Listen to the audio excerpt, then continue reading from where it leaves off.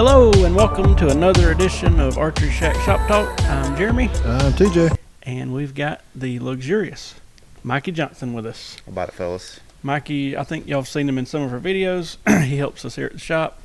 He went to the ATA with us and all that good stuff. So we're bringing him along. We got some stories on Mikey. We got some stories on him. Yeah, we do. We got a flat tire at the ASA. Few stories. What else? We got, here's my favorite, I think. We was at the R100, whatever year it was, 2016, 16, I think. And Mikey and my cousin Joey stayed together. And we went to the Japanese steakhouse over there. And all y'all know, if you eat that dang shrimp sauce, it's going to tear your stomach up. It is. There was about 12 of us or better. It's about 10, 12 of us. Me and TJ were together, Mikey and Joey. But anyway, it was a mad dash back to the hotel rooms. I'm talking about sweating, running, clenching cheeks. So we get back, and the next day, Joey told us, he said he made it into the bathroom first and lowered the boom and said when he opened the door, Mikey was standing there waiting, just covered in sweat. And me and TJ had a similar occurrence. Yeah. But I think that's my favorite story. Well, it'd either be that or the elite back here, All right, let me tell a couple more stories. or even the indoor shoot We got at Kiwi. two good ones. One, I had an elite sitting back here I was working on, and I took the draw stops off to put it in the bow press. So somebody came in and proceeded. I was talking to a customer. They grabbed the bow from behind the counter, somebody else, and snatched it back. It was Joey. And so I hear Joey, and I'm talking to this other guy. I hear Joey say, "Good God, that's a lot of let off." And I immediately knew, oh, shit. So I whip around, and he's got that thing, and it is locked at full draw. And I thought, you got to be kidding me. Brand new elite. So the guy I was talking to left. Joey's still back here at full draw. It's been about 2 minutes, and he's like, "What are we going to do?" And I told him, I said, "The only thing you can do to not get hurt is open my back door and just throw that thing and let her, whatever happens." And he's like, "I can't do it, but I can't hold it." So Shane was here, and he was like, "Can we not get him up on a step ladder and get it in the bow press?" And I was like, "Maybe." So we get Joey up on the step ladder. He's at full draw. I'm trying to press it. Well, about this time, Mikey Johnson, we're going to shoot a state indoor shoot that night. Mikey Johnson appears at the door, and we needed me to press it, and we needed two people to hold each limb to make sure it was in the fingers. So we're like, "Mikey, hurry up. We need help. Oh, my God."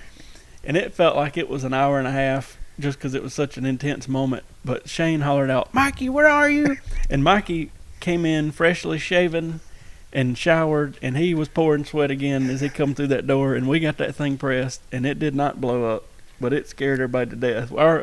So then we immediately leave and go shoot, and it was just a night of, it was a mess. I prepared for that shoot for 2 months. Went home, left here, went home, took a bath, shaved, was prepared mentally. I walked in the door, and it all went downhill from there. And then as people learn, you don't get mentally prepared around here. You just wing it. we was testing you, Mikey. What was our other story? I think the one with Griffin And the toot. No, that wasn't the one I was going to tell. Something else. Let's see. Trying to think. Crap, or something else. Oh, okay, here's what I was going to tell. First time I met Mikey Johnson.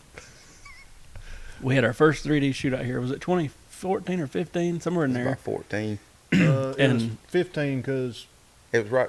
Vanessa was pregnant. Okay. Yes, right. Mikey comes out here, and we ended up putting people just kind of into groups.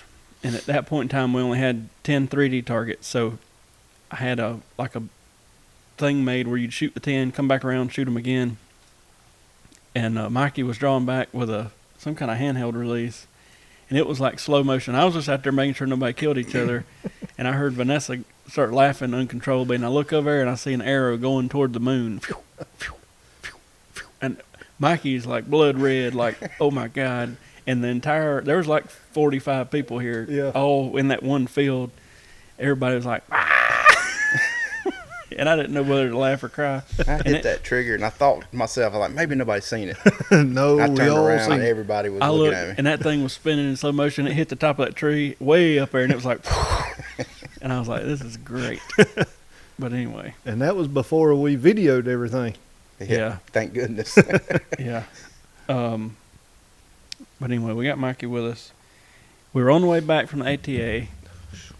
We hit tornadoes. Yep. When we left, it was pouring down rain. It might have let up for 5-10 minutes, the whole 9 or 10 or whatever hours it took us to get back. But it poured rain, and it poured rain. TJ's wife sends us a message about an hour out and was like, there's a tornado warning. Y'all be careful.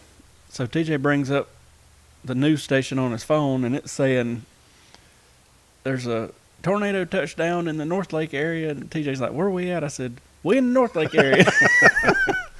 The only time it kind of spooked me was one time we were just creeping down the interstate with everybody. Yeah, it was. And it pushed. One time a big gust came and pushed the car, and it like lifted the shocks up. And I was like, this might hurt a little bit, but we didn't flip or nothing. So it was pretty crazy. We got around the jockey lot on 29, and the cell phones alerted, like an Amber Alert does. Yep. Me and Partain looked at each other and was like, what's going on? It was We're bad. in the middle of a tornado warning. It was bad the whole way. It was. It was something else. We're going to start something new on the podcast. We're going to do like we're going to talk about a product pretty much. I don't know what we'll call this. We need a little intro song where Mikey's like, this is a featured product. But anyway, we're just going to talk about some random products and see if we've had a few people mention it. So I brought the Fletcher Precise and Precise Pro releases with us. They are, for the money, a decent handheld release. The regular Precise has like the trigger to where you let it go and it automatically shuts. So the hunters like this because you can clip it on the loop and just leave it hanging there. And then the Precise Pro has like a sear that you cock, and then it shoots like that. But they both have 360 heads on them, so you can rotate the head of them. For the money, they're not bad. You're looking at what, like $70 and $90? Yeah. So they got the little thing you could put around your wrist if you wanted to, but I thought we'd talk about these for a minute. I don't even know if you've handled them yet. I haven't. This is the first time. It feels good, though. There's that one. I mean, you can tell it's not a $300 release, but I think it would keep up with any $100 or $120 release, for the money. So Oh yeah, budget-minded archer. we've sold a couple of them so far. You can move the trigger around up and down, and you can set the tension of it and all that stuff. So I think it's pretty cool. If y'all need one, holler at us. We got a couple dozen in, I think. That was one of the things, some of the new releases we looked at the ATA show. You can't really adjust the barrel on the thumb trigger a whole lot. This one, you can adjust it around, up and down, front and backwards. I mean, yeah, you could do all kind of stuff. I But like yeah, that. for the money, I think it'd be hard to go wrong with it. But check it out. If you're around here, come check it out. If not, got a shop that carries them. Give them a look if you're in that sort of market. But we'll pick something new every week and just kind of throw it out there. And it could be broadheads, arrows, bows, whatever. We almost forgot the most exciting story of the day. Oh man, The Bowtech. we get a message that says, well, let's just tell the backstory. I won't say a name, but guy decides he wants to change his peep out, and by changing his peep out, he's going to pull his bow to full draw and stick an Allen wrench in the cam to keep it pressed. As he proceeds to do this on his Bowtech BTX 31, it blows all to hell. So Ain't no easy way to put it. No. I got a message the other day that said, need a string, cable, all this stuff. And I was like, drop it off Tuesday. So his wife dropped it off, and then we get to looking at it. The cams are warped, and you should see, I mean, it looked awful. Strings it like something out of World War II. But we have it secured in a bow case right now. it's so bad. I put the string back on it, not knowing if it would blow when I let it off or not. And it kind of held. And we, no joke, put it in a big, heavy elevation case and locked that joker down because if it blows up, we don't want nobody here to get hurt. So I had to call him and tell him. And we're not a Bowtech dealer, and we don't even have one nearby, so he's going to have to – that's going to be a mess. Yeah, it is. He's going to at least have to have cams. And it's a questionable – it's hard to tell whether the cam is pulling it or not, but it's questionable whether the axles are warped and who knows what else. So, but we do think the limb survived. Maybe. Like I said, we think. Mikey was hiding in the hallway. Yeah, that's another one of them stressful situations I didn't want to be a part of that I got suckered into. People never know the situations of a bow shop till they hang out or work here. That is true. I'm waiting for one of them string stretchers to go on me. Every time I put tension on one of them things, I cringe. I'll never forget when we had the manual stretchers. Oh, man. And you'd have to manually crank them. And one of the hooks would occasionally straighten out and they'd blow up. But old Bob was helping us. And Bob's a little squirrely fella, nervous looking fella anyway. And I remember he cranked that thing down and you could just see that hook opening up. And somebody was here and they were like, look out, it's opening up. And I kid you not, he dove into the floor. And that thing he was in mid-flight. It was like on a movie. Pow! It blew up and it was great. But poor little feller. Oh, man. We got some questions. Yep. TJ's got them up that y'all sent in, so we will do our best to talk about those. This one comes from James on Instagram. Where can I get replacement limbs for my Bowtech Destroyer? We're just talking about Bowtech. Well, that's what made me remember the... That's funny. So Bowtech don't offer limbs for that bow anymore. That was one of the first bows where their limbs were giving them a lot of trouble. And it's just because that was a fast bow and a speedy bow, and it's a solid limb. I have ordered twice from Barnesdale. They make a replacement limb for it. The only it's a great looking limb. It says Barnesdale on it. It did lose a few feet per second on the bow, but losing 4 or 5 feet per second is not that big a deal, knowing you've got a good solid limb, and they warranty their limbs and all that. I think they were around $150. Don't quote me on that, but if you need them, look up Barnesdale. You probably just Google Barnesdale limbs and get a phone number and call them up and have somebody swap them out. But there's still a lot of Destroyers out there, but it had a lot of limb trouble. Mm-hmm. So Barnesdale is the way to go.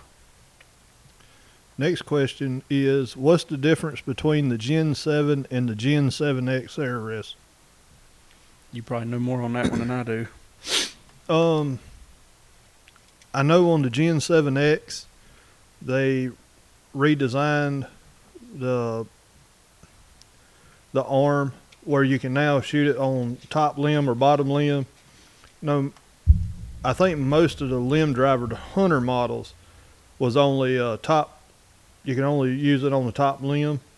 So with the Gen 7X, they now made it where you can shoot top or bottom limb. They redid.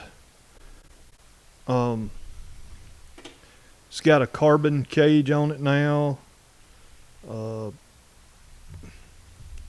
wish I had it right in front of me because they did change something else on it, but I can't remember. I know I talked to them at the show briefly. They said the Gen 7 you can still get with the bow-specific mount, like for a Prime or for Matthews or whatever. They said they hadn't got them yet for the X, but it's coming. So the Gen 7 in general, though, is a great limb-driven drop-away rest. You know, it just hooks you can hook it to the limb, to the axle. That's what I really like about these Prime bows is it's built in to the outside of the axle, outside the limb. There's already a place to hook a limb cord, so check them out if you hadn't already. Limb Driver's got a bunch of good limb-driven rest either way. But that's the biggest difference between the Gen 7 and Gen 7X is you can run it top or bottom. And it's like a rubber molded design. I think they're a little less than $200, but it's a good rest. I'm thinking about running one myself, but we'll see. The next question comes in from Jim on Facebook. What's your favorite fletching jig? We was talking about this earlier. Was talking about this one with MJ. I guess the rundown is, let's start from highest to lowest. So there's I'll just give you the quick rundown. Fire Knock makes a jig that's got a laser on it that's super precise and all this stuff, but it's like $600-700. I don't know many people that has it, but I know like one person that has it. He said it's cool, but maybe not worth the $600-700. Then, as far as what is to me purchasable, Last Chance has the Veinmaster Pro. We got one here. We use it.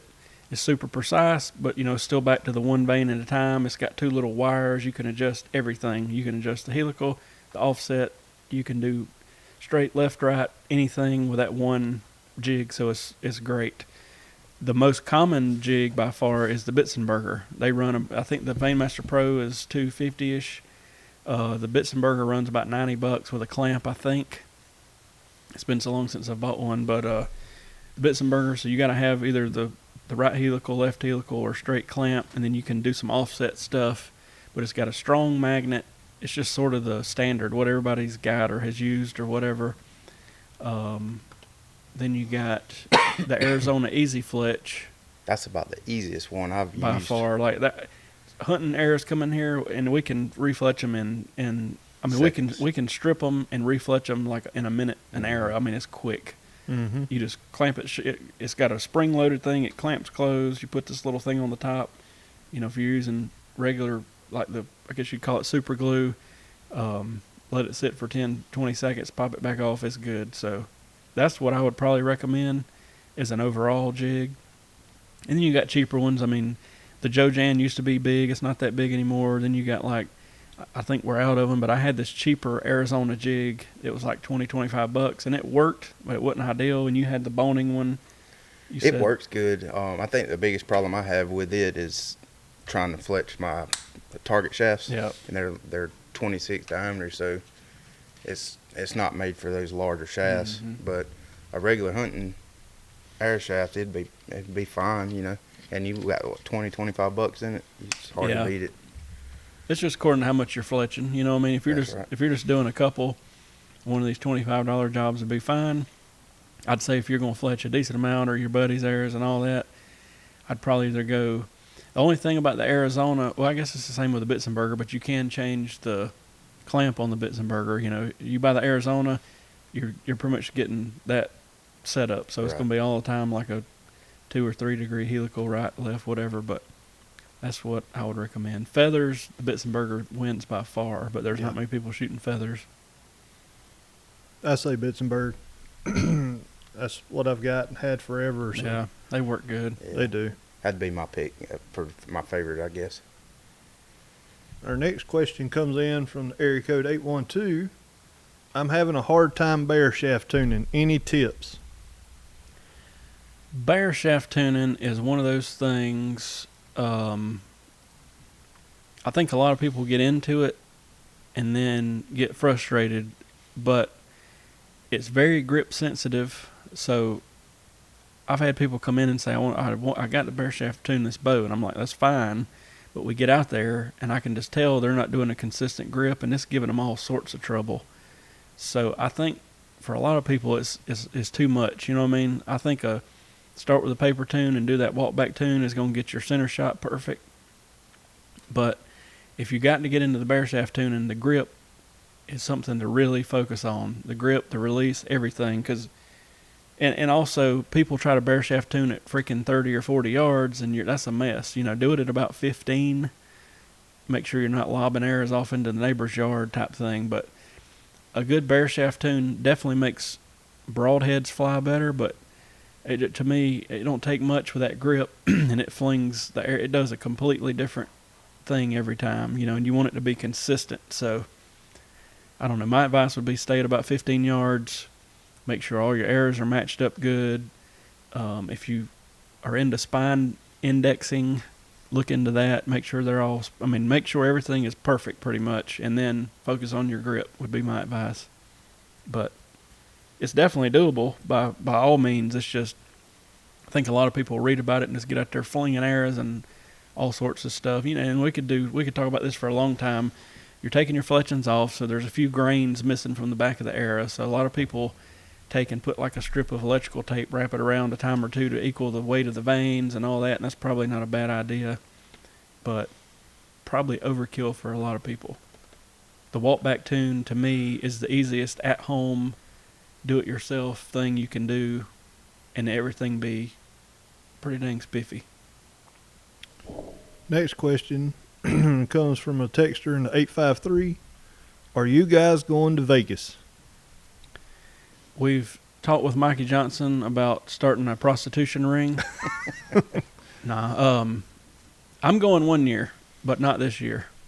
I actually looked last night, the day before the Vegas shoot this year. So let me tell you, if you're watching, you may not know what we're talking about. The biggest shoot in the world is in Vegas. There's about 4,000 archers. It's indoor, 20 yards, 3-spot shoot over the course of about 3 days. And it's at the South Point Hotel and Casino. And it's in, when is it, February? I think it's February. It's February this year. I looked up tickets from Atlanta last night, and it was $133 round trip, Really? non-stop. And I was like, I ought to just book this right now, It's even not if I bad. just go watch. I mean, that's cheap, Yeah. non-stop and everything. But anyway, I'm going one year. I've been saying that forever. For us, it sucks because it's so close to the ATA. It'd be 2 big trips back That's to back. But anyway, it's the biggest shoot in the world. They always have it on YouTube, or I think some of it's on TV. It's worth watching, but it's the best of the best. They usually narrow it down to about 10, 12 people that shoot a perfect score, and then they have a shoot-off. And I couldn't imagine being under that much pressure shooting a bow, but they do it well. I'd just like to be there to watch. Me too. Shooting would be For icing on the cake. For that cheap of an airplane ticket, I thought we ought to fly out there, even just for like a day or two, Yeah. see their little trade show, watch the shoot-off, come back. But, I mean, at the same time, if I'm going, I'd like to shoot. Not that I mean, I'm not going to do any good, but just to say you shot in it would be the neat. experience, yeah. Y'all have fun. I'm staying home. I ain't watch it on TV. We can't get T-Bob loaded up on the airplane, so Yep. I want to do Lancaster one year too. I think, We can make that drive. I think it would be neat to do Lancaster one year, Vegas the next year, just Yeah. flip-flop back and forth. The only thing about Vegas is getting the dang bows. I don't know about, I mean, I've never done it. I'm sure it's Right. nothing to it, but traveling with a bow on an airplane, I don't know, with it being like a weapon. I know people have told me they put it in like a golf bag and just don't say nothing, but I don't know if that's legit or what. I don't know nothing about it either, so if any But- of our hunting friends or listeners out there, leave us a comment and let us know what the procedure is. Well, I know Kim goes about every year now, so she could probably tell us what Yeah. what to do. But that'd be my only concern. If they lost a bow, or you get there and something's broke, that'd be a long way from home to try to be fixing something. So Mhm. it's not like the ASAs we drive through and take half the shop with us so we can work on it if we need to. But I was going to look up Lancaster. Lancaster is what, 2 weeks before Vegas? It's coming up Lancaster's this weekend. This weekend. Is it? ain't Okay. Yeah. I was going to see. It's at the Spooky Nook Sports Complex. I was going to see how far that is from us. But Lancaster's a super neat shoot-off. You can watch it on YouTube Live and on Facebook Live when it pops up, but it's worth watching. I mean, it's neat. They got all kind of different classes, and then they shoot like head-to-head at the end of it. I like how they do the shoot ups. Me too. Mhm. Was it 8 spots? Top 8 spots shoot up. Yep. 10 hours from us. So that's It wouldn't be no worse Just than the like ATA. ATA. Yeah. Yeah. I just know it snows a lot. yeah. But Was it last year, the year before? It snowed real bad. yeah. And They canceled like the Canceled it. last day or they, something. yeah. Yeah. Who was it that got stuck? And Dan McCarthy That's right. didn't get to fly home and ended up flying like straight from there to freaking Vegas. Yeah. I know they were stuck up there, and I remember seeing something that they found a little shop that they went and shot Mhm. at and practiced, and Yep. then they flew. I think, what was it? They got in like a day before they were supposed to shoot in Vegas. Yeah, it's So crazy. that'd be crazy. But anyway, so no, we're not going to Vegas this year, but That's I'm- why he drives most places. Ain't that the I think reason so. he says he drives? I think so. Most I tournaments? think they're in Wisconsin or Yeah. somewhere. But man, for $133, it'd be nice to just fly Sure out would. there. Besides the, like Vegas or Lancaster, we started going to the Total Archery Challenge this past year. The only other one that kind of would be interesting, I think, is that Bowfest. Bowfest would be neat. Reading would be neat. I think Reading would be a pain to get to because I think you got to fly and then still drive an hour or two and all that. But that guy got shot in the leg the other year. Yeah. But Well- it's out It hit it. He had on cargo shorts and had a big cargo pocket there. It hit his cell phone or something in his. I mean, you talking about luck or whatever you want to call it. Mm-hmm. Our next question comes in. Well, it was a YouTube comment. What color is the new knock-on bow? It's like a, what would y'all call it? An OD green? Yeah, OD green / Drab green, something like that. Matte finish. And then it's got the Sitka subalpine limbs. Which looks pretty good, really. And a flow green string. We've actually, in a prime bow, got something very comparable. They got a ghost green. Mm-hmm. And we've got a couple with the subalpine limbs that don't have the green string on it, but sort of the same scheme. It looks sharp. Prime came out with that color 2 years ago. And like, I don't know how many we ordered, but they wouldn't stay on the shelf. It was sharp. So, but that Dudley bow looks good. You know, they make it in the 33-inch aluminum, and then in the Mach 1. And from what I've seen there and have heard, the aluminum one has a little bit more of his design into it because they didn't have time to do it on the carbon. So I think give it a year. Next year he'll probably really have something he's thought out well. And it's got the NTN for Nation and flow green on the limb decal. Yeah, it looks sharp. It does. I think that flow green and then that drab kind of green just pops together. And that Sitka subalpine, it's a good looking bow. I was told on all of them they were looking at a 2 to 3 month ship time, so it might be a while before many of them get out, but we'll see. And our last question is, do you guys allow all types of bows to be shipped in for tuning? We do.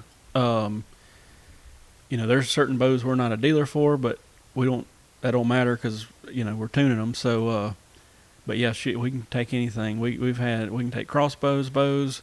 I guess we can announce we got the Raven adapters for the last chance press. So now we can press those tiny little Ravens and 10 points and all that. So, but give us a little bit of time. We've got a couple lined up that we're going to do that are local. Yeah, we'll probably do some videos on them. Yeah, and then we'll start throwing that info out on the on that of shipping in those. But yeah, any bow model's fine. We've had any model you can think of shipped in, even the weird stuff you never hear about. So we've had several shipped in here recently. We appreciate that. And just give us a holler, if we can help.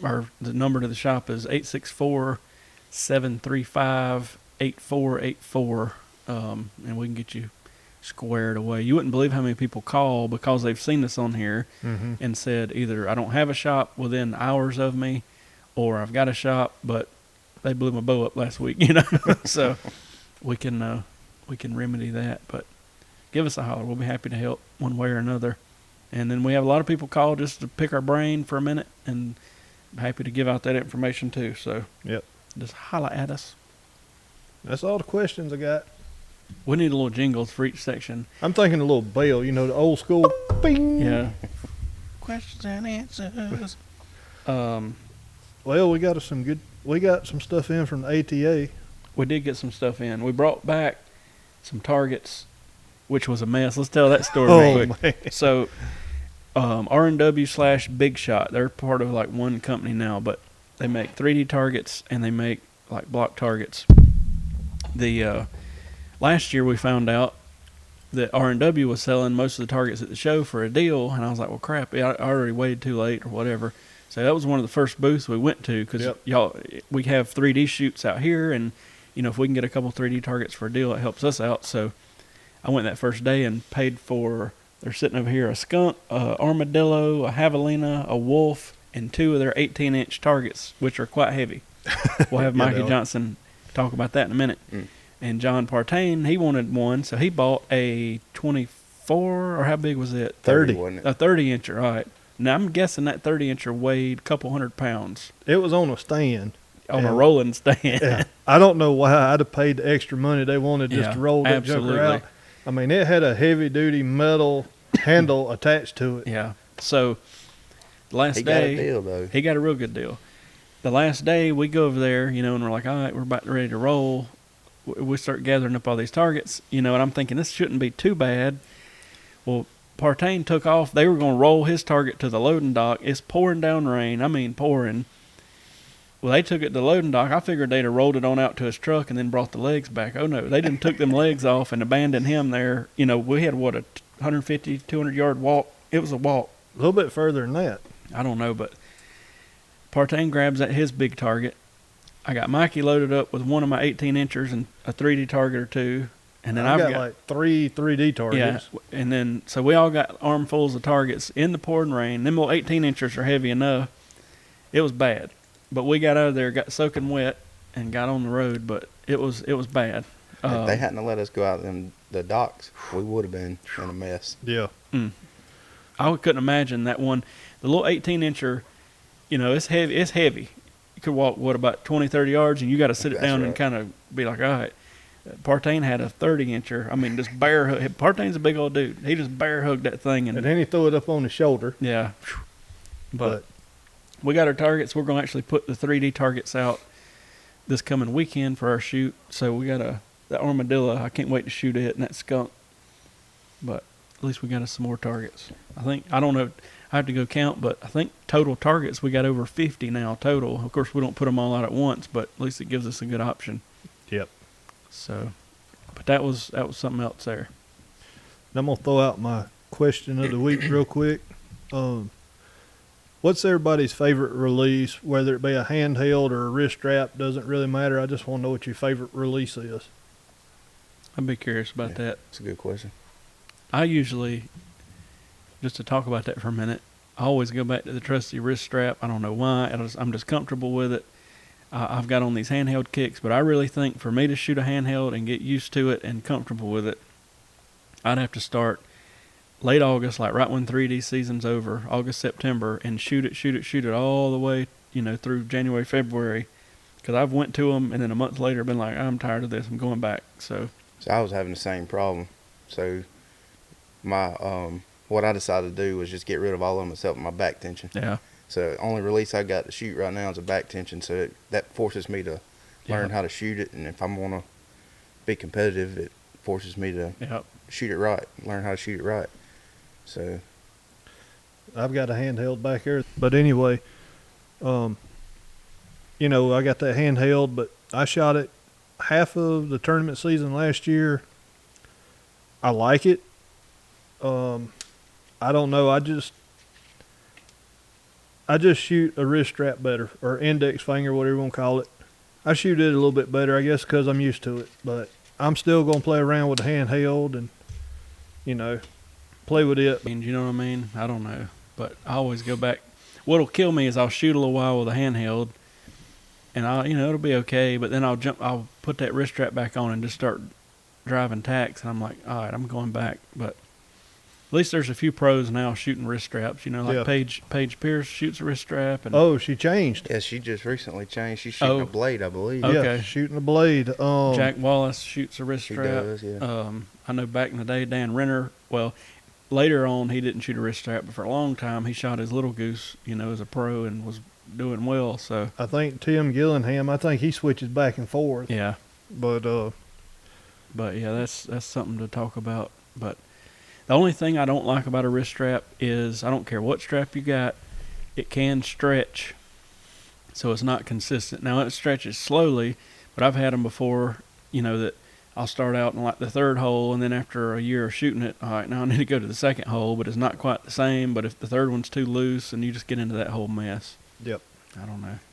I guess I just shot a handheld so long. Yeah. The last time we shot at Kiwi, it was frustrating. Mm-hmm. So we come back, and I grabbed your wrist strap and went out there. Man, I just couldn't anchor it comfortably. I guess because I've shot a handheld so long. So our 3D season is finally here in South Carolina. I think I know when we talked to Shane on, well, that was a while back now, but yeah, it's weird to me because in Vermont, their 3D season is like right in the middle of the summer for a very short time. It is. And for us, it's the opposite. It's chilly this week, but like Saturday, we're going to have a shoot, and the high's a little bit below 60, so it's fine. And then next week, I think we're going to be flirting with 70 a day or two. And, so we're like, seem like most people around here, will 3D like crazy from about now until May. maybe right at May, and then it gets so hot it's like everybody just quits. Yep. And I guess every part of the country is different, but we only have 2 official state shoots in South Carolina. The one that it just happened last weekend. I wish we could have went to it. The 3-dot Vegas shoot, and then in March there's the 5-dot up at Kiwi Bowman.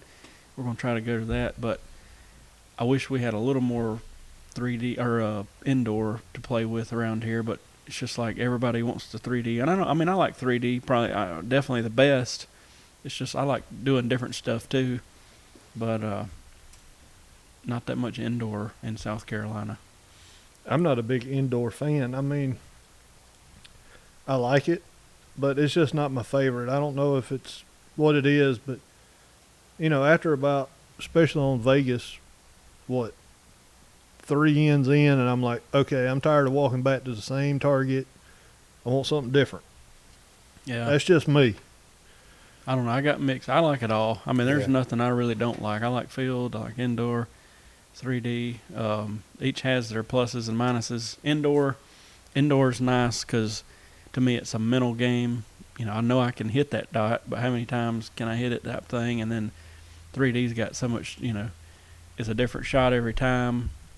And you got to kind of, you'll probably, during the course of a 3D shoot, you'll make a few bad shots, and you got to kind of recover from it. That's the way it works for me. And usually at the end, I'm thinking, all right, I got a gun for a 12. It's just like a strategy game almost. That's right. And then field is kind of a mixture. It's kind of like indoor, but you get to shoot some long shots. And now we got stuff like the Total Archery where it's like, out to 100 and something yard 3D shots, and it's pretty cool. So I think we'll see more and more success with stuff like Total Archery. The Reinhardt shoots are successful. It's more of a family, don't care as much about score, fun shoot, so. And I mean, ASA and everybody's still around doing well, so I don't know. I guess it's just whatever cup of tea you like. I like it all. Yeah, I'm just glad the tournament seasons in general is coming back in. Yeah. And I don't know how it works in other parts of the country, but it's a hardcore stop in August here. Deer season starts in September, and there is nothing from September, October, November, December, and then January is back green light. So I'm sure it's different places. I just got used to the way it is here, I guess, but 3D season is here for us. Yep. Now, we have shot in the snow several times. We have. I'm trying to think. I don't think we did last year, but the year before, one year I shot in Georgia and Kiwi, Saturday and Sunday, both days snowing a couple of years ago. And then I've shot at Kiwi several times in the snow. We've been to North Carolina one time, really snowing. I mean, like 2 or 3 foot of snow up on some mountain. I remember we went with a good friend of ours, Jason Law. Mm-hmm. And I remember looking like the Michelin Man when I got out the truck because it was so stinking cold. I remember I was shooting a bow doodle rest that had 2 little prongs, and I had so much clothing on, I freaking hooked the prong about 3/4 of the way through. I hooked it on some of my clothing and bent it, and I made a shot, and I hit it in like the leg, and I was like, that shouldn't have happened. And I looked down, that prong was bent, and I was like, great. So I had to just kind of redneck bend it back up and finish, but it was a fun trip. It was. It's neat. I don't really care for shooting in the rain. Remember that time we went to Kiwi, I don't remember, 2017 probably, and it was just straight up pouring rain. It was me and Mikey, and I feel like about 2 other people. Was that the one where they had, it was only like a 15 target? Yep.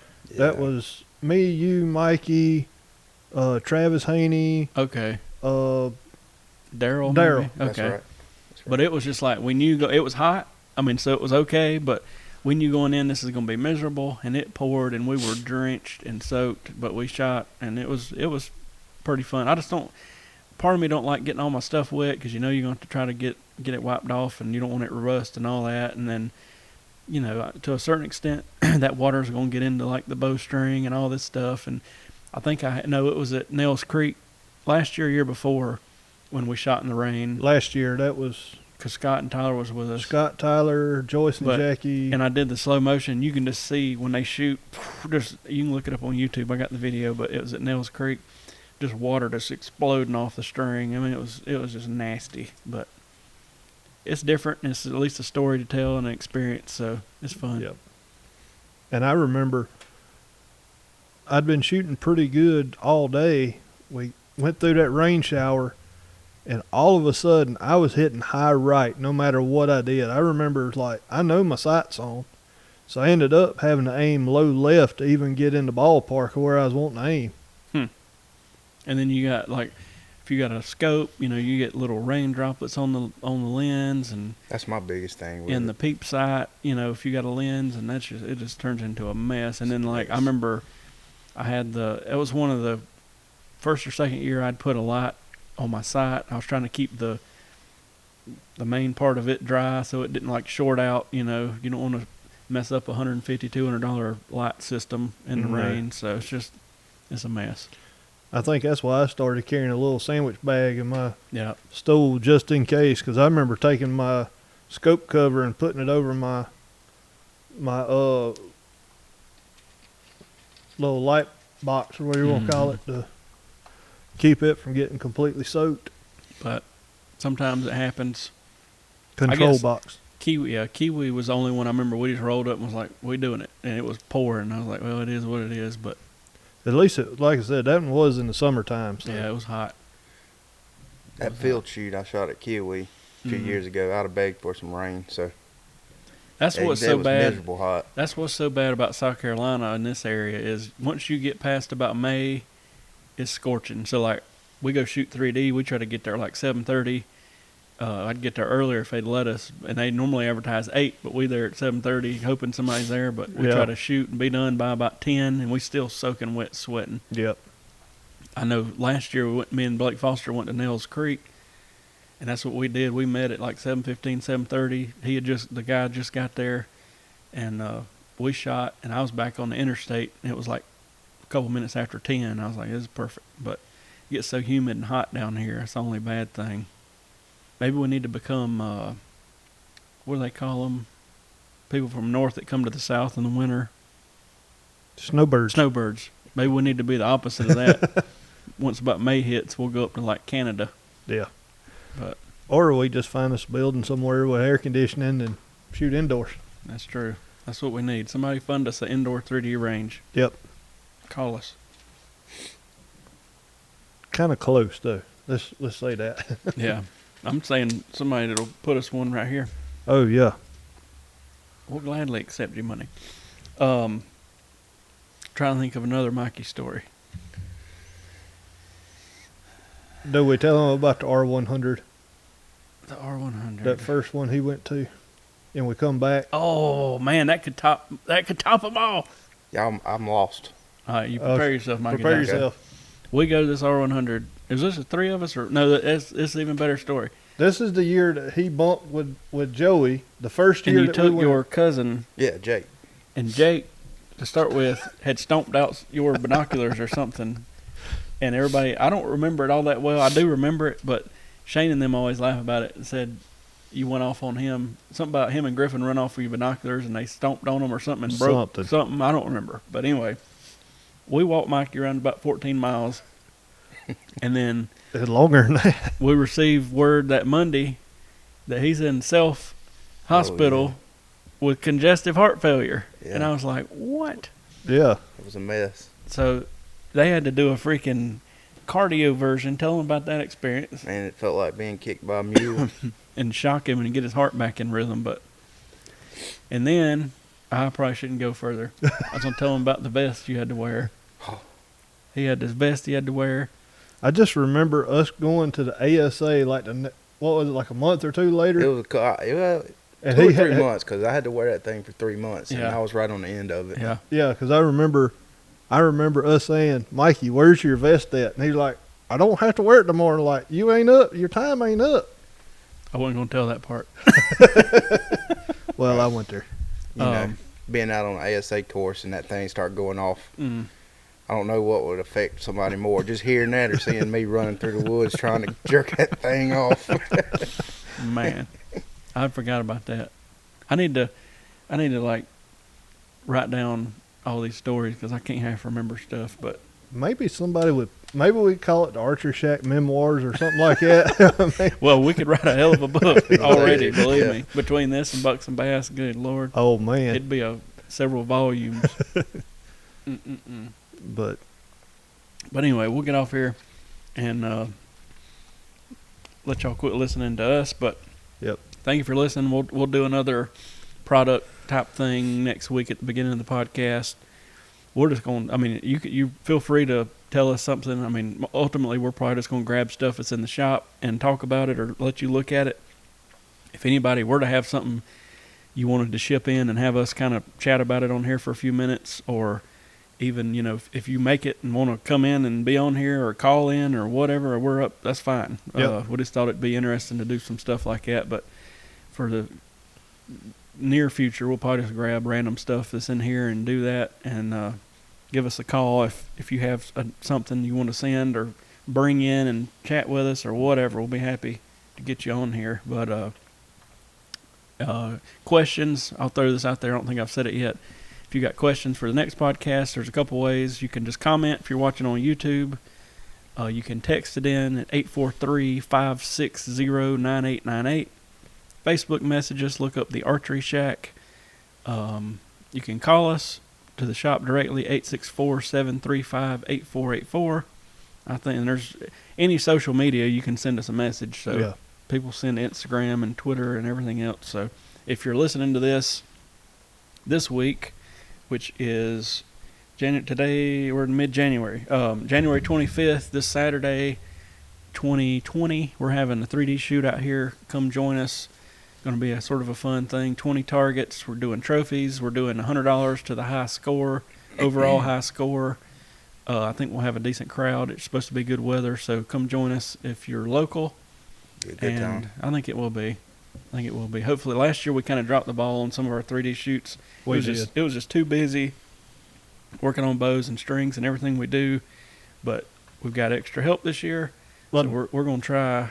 Not only that, but every time we plan to shoot, it rain every time. So I hate this weekend. There's another shoot at Tab. We're going to try to hit Sunday. I hate trying to book a shoot on top of somebody else, but it was like the next several weeks there's a local shoot somewhere else. So I was like, well, we'll just go for it. And then we're still planning to go shoot there on Sunday. It's just a 1-day deal, so it is. Yeah, I don't think won't it's be too bad. I don't think it's hurting them or anybody. So.